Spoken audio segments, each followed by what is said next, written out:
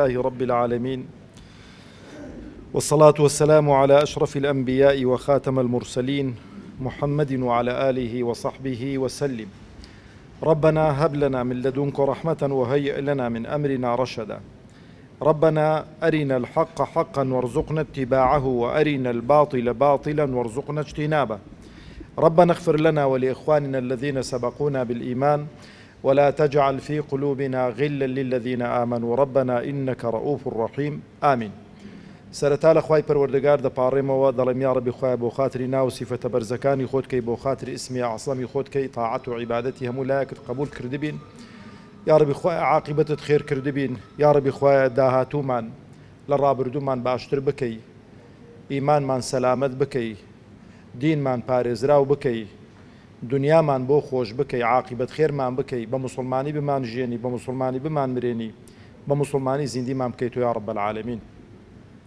مامۆستا بابێت تێرانە، مامۆستا وەرێرە دانیشەت و هەر قسەم پێ ناکرێنە تو لێوێن دەرێبی وەرە. برایانی بەڕێز، وەڵا جارێ دوعای خێر بۆ ئەو برایانە بکەین کە بوو نەمایەی ئەو ئیفتار سائیمە.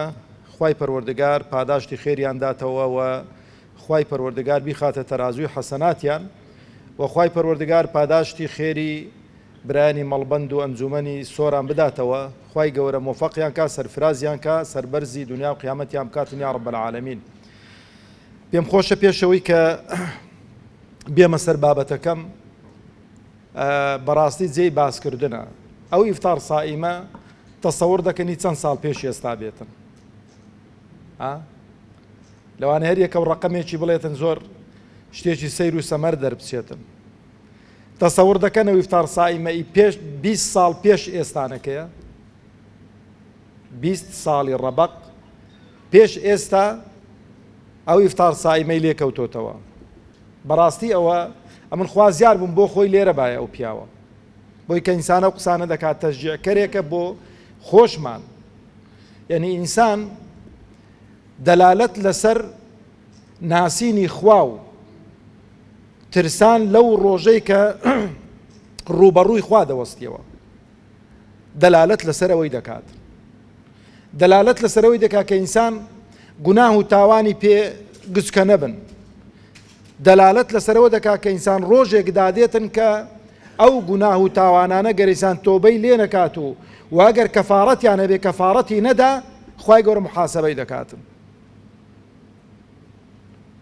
لەو ماوەی برایەک تەلەفۆنی بۆ برایەکی کردبوو، تو وەڵایە من کەفارەتێکم لەسرە، لە مانجی ڕەمەزان چووم بۆ لای خێزانەکەم، نەشم زانیوە، بەڵام دوایە کە پرسیارم کردو وتیان گوناها و تاوانە و ئەوە کەفارەتەکەی چۆنە و چۆن نییە. ئەمیش گۆ بینە لای جەنابی مامۆستا مەلا موسلیمی بە قسەی لەگەڵ بکاتن. بەڵام کە دێ ئەمنۆم زانیە و ڕەمەزانەیە 20 ساڵ پێشی ئێستا گەنج بووە، ژنی هیناوە، نەیزانیوە حرامە ئەگەر بە ڕۆژوو بێ بچێتە لای خێزانی. جامنە بۆ خۆشی دەم گۆڕەبی حافێتی بیتن کابراوەندا مسلمانێکی ڕێک و پێک و لە خواترس و هەر گوێی نەداوە، تۆی زانیوە کە ئەنەما هیچی نەکردووە. تا لەو ئاخیرانە گوێی لێ بووە لە مامۆستایان وانەکە کە ئەو کەسەی کە لە مانجی ڕەمەزان بچێتە لای خێزانەکەی، ئەوە دەبێ 2 مانگان لەسەرێک بە ڕۆژوو بێ، ئەگەر نادەبێ جلوبەرجی 6 فەقیری، ئەگەر نادەبێ 6 فەقیرینان بداتن. ئێ هاتووە کابرا نەک جا کە 3000 دانرابوونیە، جەنابی مامۆستای وابزانم 3000، ئەو 6000 داناوە، 2500 ئەو 6000 داناوە. یعنی بەڕاستیە من کە جەنابی مامۆستا ئەو بابەتەی بۆ باسکردم زۆر یعنی وەکو بڵێ دڵم خۆش بوو بۆی کە الحەمدولیلا خەڵکێکی مسلمان، خەڵکێکە یعنی حیسابی ئەوە دەکا کە بە تاوانێکی 20 ساڵ پێش ئێستانەکە کردووە، ئێستا لی دەپێچیتەوە، ئێستا کەفارەتەکەی دەداتن. یا ڕەبی خوای لێی قبول کردبێ، و خوای پەروەردگار تەبارەک و تەعالا ئەمە ئەو دوعایی بۆ دەکەین ئەگەر ئەو کاتەی ئەو ڕۆژوشکان نەیەگەر هیچ زوڕیەتیان پەیدا بوو بێ، یا ڕەبی خوای ساڵحیکەی، تەمەنی پڕبەرەکەتکەی و ماڵەکەشی پڕبەرەکەتکەی یا ڕەب العالەمین. برایانی بەڕێزم، زۆر بە کورتی پێم خۆشە کە مانجی ڕەمەزانە و دەشەوی ئاخیری ڕەمەزانن شەوانی قەدرن هەڵوەستەیەک لەسەر ئەو ئاەتەی کە لە سوورەتی ئەلبەقەرە ئاەتی 186 کە خوای پەروەردگار تەبارەک و تەعالا دەفەرمێ وإذا سألك عبادي عني فإني قريب أجيب دعوة الداعي إذا دعان فليستجيبوا لي وليؤمنوا بي لعلهم يرشدون.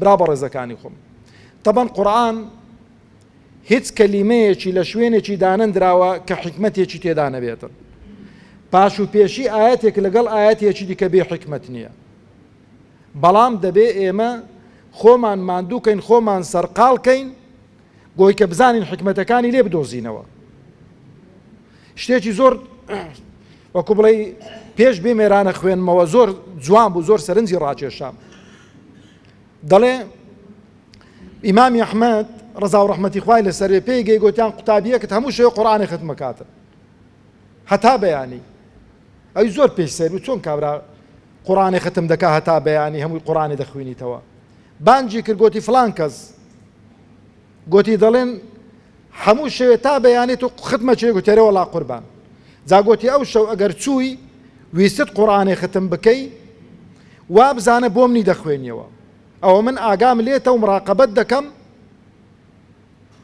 بۆت ڕاست دەکەمەوە و تەوجیهات و تەنبیهاتت دەدەمێ تی زۆر باشە ئیمام دەڵێ چوو بەیانی هاتەوە گوتی ها چەند ختمت کردن تو وەڵای قوربان بەسدە جزوم پێ خوێندرا گوتی زۆر چاکە گوتی بڕۆ ئەو شەو وا بزانە بۆ پێغەمبەری دەخوێنیەوە عەلەیهی سەڵات وسەلام دەڵێ هاتەوە بەیانیەکەی گوتی هاچت کرد گوتی وەڵای بە هەزار حاڵ جزوی عەمەم خوێندۆتەوە ئەی ئیمام باشە ئەو شەو وا بزانە بۆ خوای دەخوێنیەوە تەبارەک و تەعالا دەڵێ بەیانی هاتەوە چاوی ئەستور ببوون هەندی بگرێتن گوتی هاچت کرد گوتی وەڵڵاهی لە شەوەوە تا ئێستانەکە بەس خەریک بووم سوورەتی فاتیحام پێ تەواو نەکراوە لەبەرەوەی برا بە ڕێزەکانی خۆم تەماشە مەکە چەند ختمی کردوون چەند لێ حاڵی بووە چەند ئەو قورئانە تەئسیری تێ کردووە چەند ئەو قورئانە ژیانی گۆڕیوە چەند ئەو قورئانە تەئسیری لەسەر خانەوادە و ماڵ و منداڵیدا دروست کردووە زۆر گرینگاوە جارێ ئەو ئاەتە لە دوای ئەو ئاەتانە دێ کە خوای پەروەردگار تەبارەک و تەعالا باسی ڕەمەزان و ڕۆژی ڕەمەزان و نازڵکردنی قورئان لە مانجی ڕەمەزان و باسی ئەوانە دەکاتن یعنی نەوعەن ما خوای پەروەردگار تەبارەک و تەعالا پێمان ڕادەگەیەنێتن کە دوعا لە هەموو کاتێکی مستەحەبە و لە هەموو کاتێکی خوای گەورە پێی خۆشە بەڵام بە تایبەتیش لە کاتێکدا کە ئینسان بە ڕۆژووە لە کاتێک کە ئینسان خەریکی عیبادەتێکە کە خوای پەروەردگار پێی خۆشە کە بۆ ئەوە لەبەرەوەش هەرچەندە ڕەئیەکە ئەوە شێخ عوثێمین بە ڕەحمەت بێتن دەفەرمێتن لە ڕۆژی حەشر و حیسابیشدا ئەوانەی کە گونەهبارن ئەوانەی کە تاوانبارن حەقی خەڵکیان لەسەرە دەڵێ خوای پەروەردگار لە ڕۆژوەکانیان وەرناگرێتن یعنی ڕۆژوەکانیان بۆ دەمێنێتەوە پاداشتی ڕۆژوەکانیان لێ ناسەندرێتن بۆ چونکە دەڵێ خوای پەروەردگار دەفەرمێ ئەسەوم لی ڕۆژوو بۆ منە وانە ئەجزی بێ لەبەرەو برا بە ڕێزەکانی خۆم ئینسان جارێ پێش هەموو شتێکی بەڕاستی وەکو ئیمامی ئەحمەد وەکو دەرسێک بۆ ئەو قوتابیەی هەست بە مەعیەتی خوا و بە لەگەڵبوونی خوا و ئەو گوناه و تاوان و ئەو هەموو عەلەق و بەلەقەی کە دەیبینی هەموو خەلەلەکە چییە؟ خەلەلەکە خەڵک دابڕاوە لە خوا تەبارەک و تەعالا کابرا بە تەمای لیقای خوای نییە کابرا وا دەزانێتن دنیا هەر ئەو دوو ڕۆژێ و پەلەپەلیەتی ئەوەی کە دەستی کەوێ ئەوەی کە پێی دەکرێتن بیکا و کۆتایی پێبینیتن نەوەڵا زۆر لەوەی گەورەترە قەزیەکە جا لەبەرەوەی جارێکە تەماشە بکەن ئەو پرسیارانەی کە لە پێغەمبەر کراون عەلەیهی الصەڵاة والسەلام يسألونك عن الأنفال قل الأنفال لله والرسول يسألونك عن المحيض قل هو أذى وحرتي برسيارك لي كرابيتن خواي پروردگار بقل وڵامی داوتێنی پێیان بڵێ بەڵام لێرانە خواي پەروەردگار ئەو قولەشی لێ دەرێناوە بۆی کە ئینسان مابەینی عەبد و خوای پەروەردگار تەبارەک و تەعالا مابەینی ئێمە و خوا تەبارەک و تەعالا پێغەمبەرانیشی لە نێواندانین، مەلایکەتانیشی لە نێواندانین. دەبێ ئاوا خوای خۆت بناسی، دەبێ ئاوا لە خوای خۆت بپاڕێەوە. لەبەرەوە دەفەرمێ وەئیذا سەئەلەکە عیبادی عنی، یەخۆ دەبێ پرسیاریان لە پێغەمبەر کردو عەلەیهی سەڵات وسەلام. دەفەرمونەی پێغەمبەری خوا ئەو خوای ئێمە نزیکە یان دوورە؟ ئەگە دوورە بە دەنگێکی بەرز بانجی بکەین، ئەگەر نزیکە با بە حاڵەتێکی دیکە بانجی بکەین. لە غەزوەیەک پێغەمبەری خوا عەلەیهی سەڵات وسەلام هاوڵە بەڕێزەکانی دەگەڵدا بوون، هەر وەسەر دەکەوتن لا ئیلاهە ئیلا الله، دەنجیان بەرز دەکردەوە. پێغەمبەر فەرمووی لەسەرە خۆ ئێوە بانجی زاتێکی غائب ناکەن، ئەو زاتە نزیکە لێتان. لەبەرەوە دەفەرمێتن وەئیذا سەئەلەکە عیبادی عنی، ئەگەر بەندەکانی من ئەی محەممەد عەلەیهی سەڵات وسەلام پرسیاریان لێ کردی لە من، ناڵێ فەقل مباشرەتەن فەئینی قەریب، ئەمن نزیکم برا بەڕێزەکانی خۆم.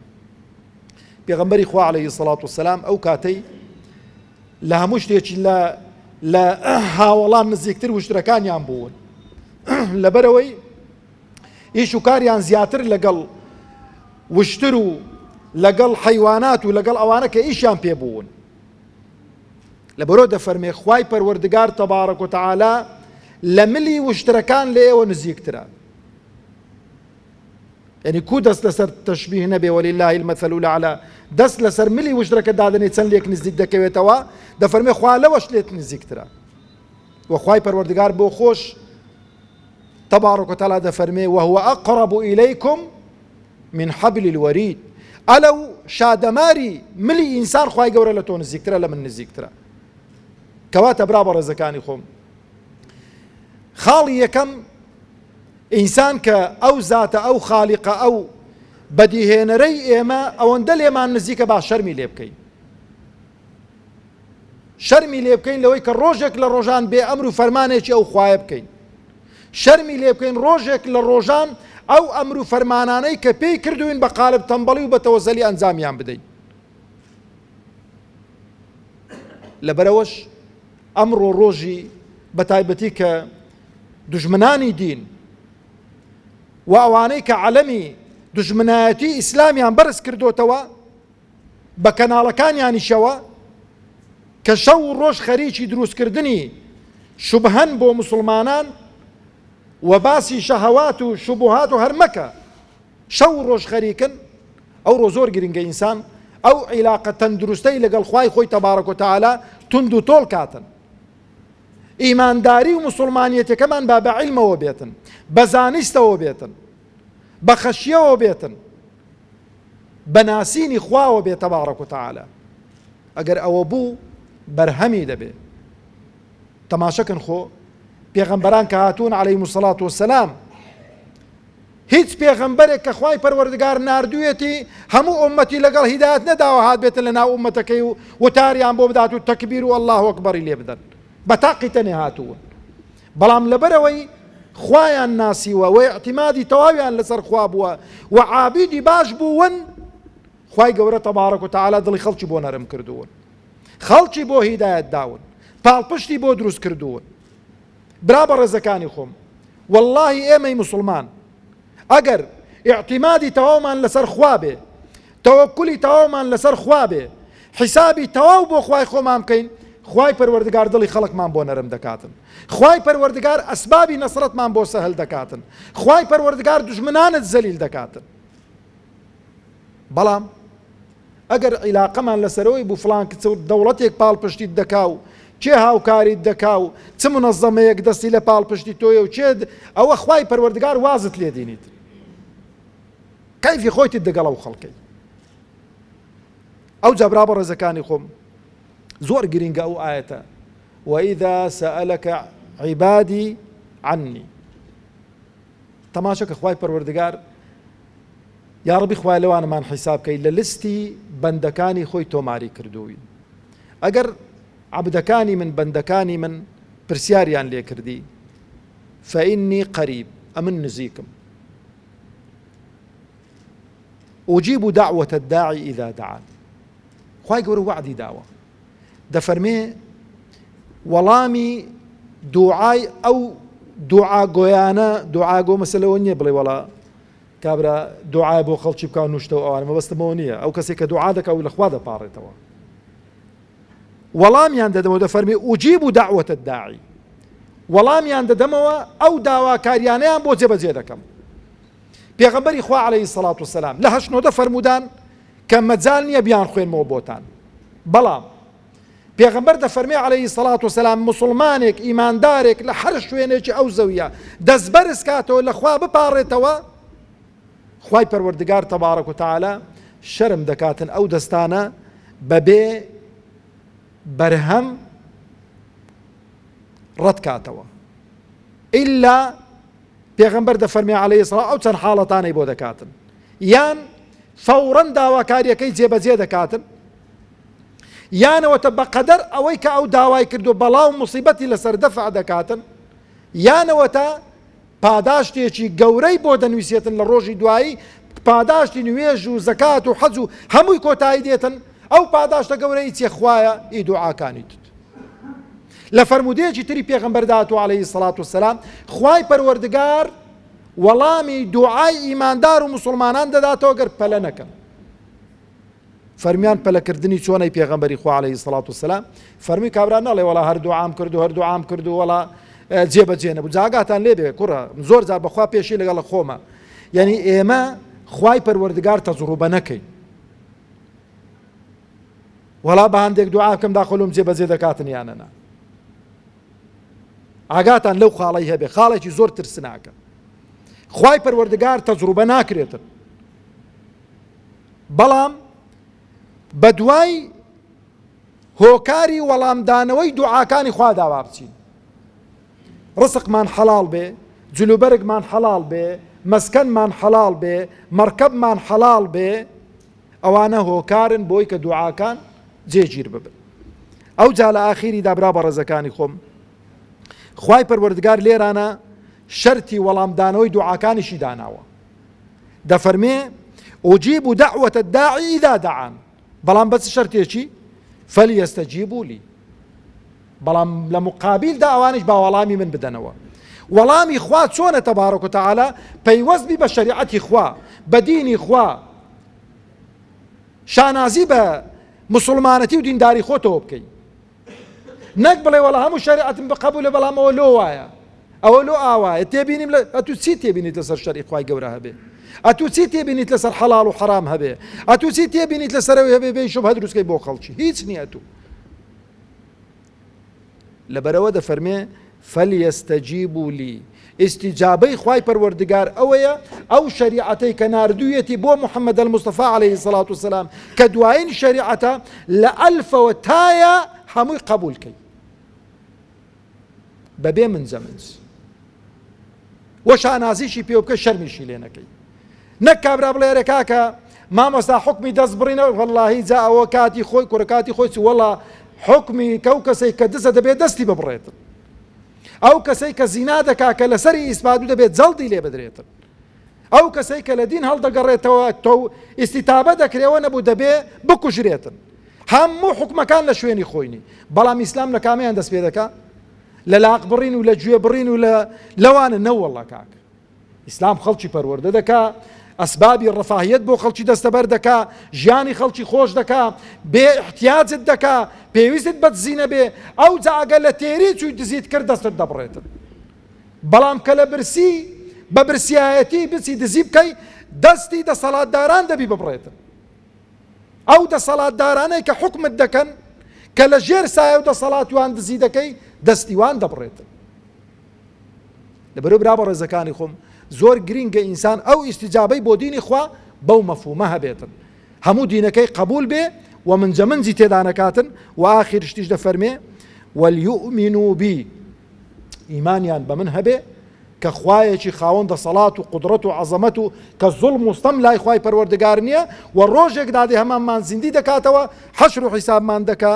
دەفەرمێ لەعەلەهم یەڕشودون، تاکە ڕێگای ڕەشاد و تاکە ڕێگای سەرفرازی و تاکە ڕێگای بردنەوە ئەو ڕێگای کە ئینسان خۆی تەسلیمی خوای بکاتن و ئەو ڕێگانەی دیکەش برا بە ڕێزەکانی خۆم تەماشە مەکەن ئەو ڕۆکە ئاخر قسەم بە ئەوە بێ بێتاقەت مەبن لە کەش و فشی ئەو کوفر و نیفاق و ئەوەی کە ئەوڕۆ دەیبینن لە کوردستان و لە غەیری کوردستانیش بێتە ئەو کەناڵ و مەناڵانەی کە ئاوا بەبێ شەرمانە بەبێ حەیایانە لە مانجی ڕەمەزان بێئەدەبی بەرامبەر بە ئیسلام و بە مقدساتی ئیسلام دەکەن بێتاقەت مەبن ڕاستە ئینسان بێتاقەت دەبێ بەڵام کەفی سەر ئاوە واللهی ئەمە هەبین واللهی ئەمە بە تەواوەتی لەگەڵ خوا دابین هەر بۆ خۆ خوای گەورە ئەوانە ناشیرن دەکات و ناشیرنیشی کردوون یا ربی خوای عاقبەت خێرمان بکەی و سەربەرز و سەرفرازی دنیا و قیامەتمان بکەی یا ربی خوای داهاتوومان لە ڕابردوومان باشتر بکەی ئیمانمان سەلامەت بکەی عاقبەت خێرمان بکەی یا ربی خوای ڕۆژووی مانجی ڕەمەزانت لە هەموو لایەکمان قبول کرد بیتن یا رب العالمین